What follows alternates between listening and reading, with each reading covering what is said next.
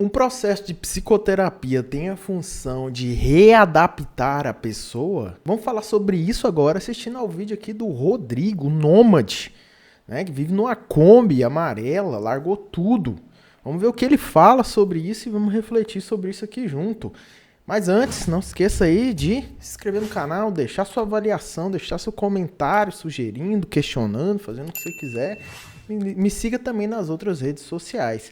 Bora! Ninguém gostava de eu falar sobre essas coisas. E aí eu comecei a me sentir sozinho, né? Comecei a me sentir sozinho. Então, essa parte da depressão, né? Que é essa forma como a depressão surgiu em mim, assim, né? Que eu vejo hoje.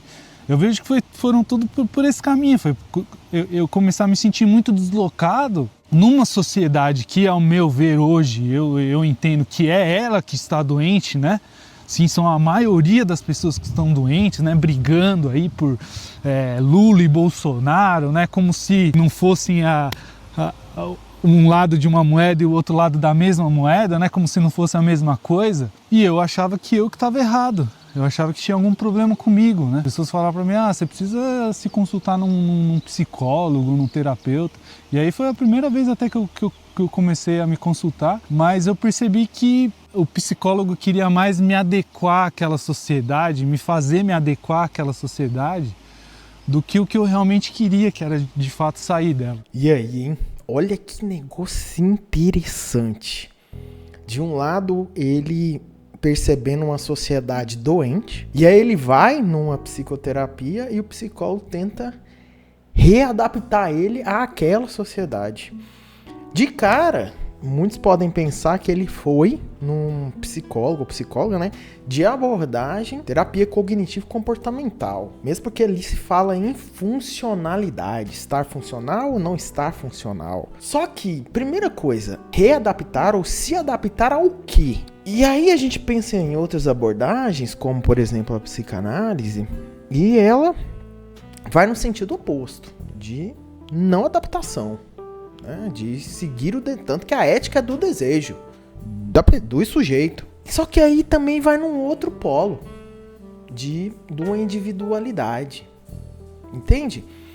Que é o polo do isolamento, que é o polo de se adaptar também, mas não àquela sociedade, mas a uma perspectiva de como a psicanálise vê a vida, que é, se a gente vai lá na escola francesa, lidar com a falta, lidar com a castração, fazer algo disso, se adaptar a essa outra realidade constatada pela psicanálise. E aí?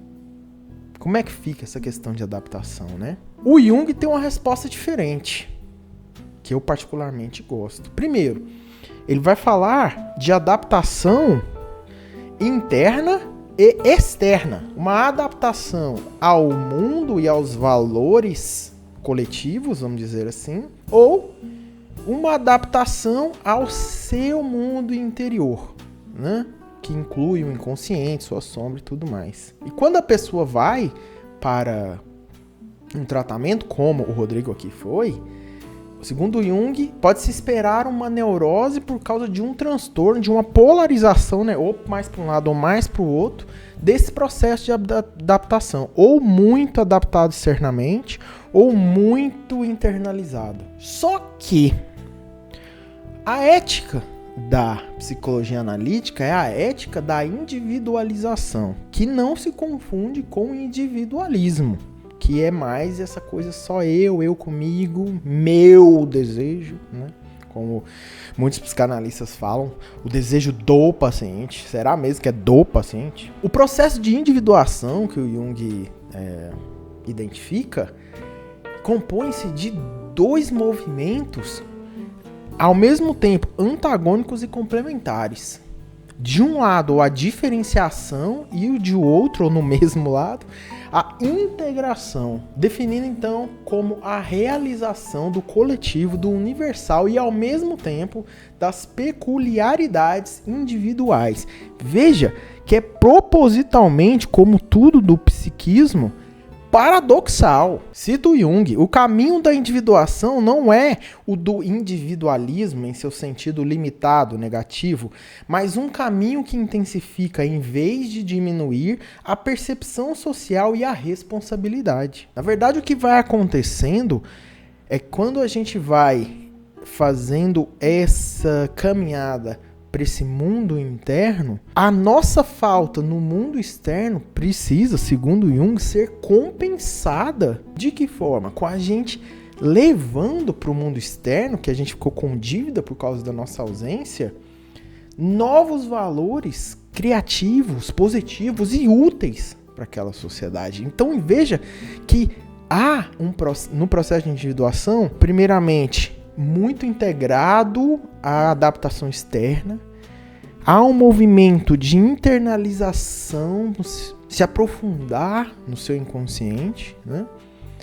E depois há um retorno e um equilíbrio entre isso. Se a gente pensar aqui no caso do Rodrigo, talvez de alguma forma ele esteja num processo desse, e fazer vídeo como esse que ele fez no canal dele, Qualquer Estrada, é essa forma de compensação pela ausência que ele fez de abandonar o mundo, né? Ele começa esse encontro com si mesmo e vem retornando, entregando valores úteis para essa sociedade que ele abandonou. Então, assim, muito cuidado com essa questão da adaptação, né?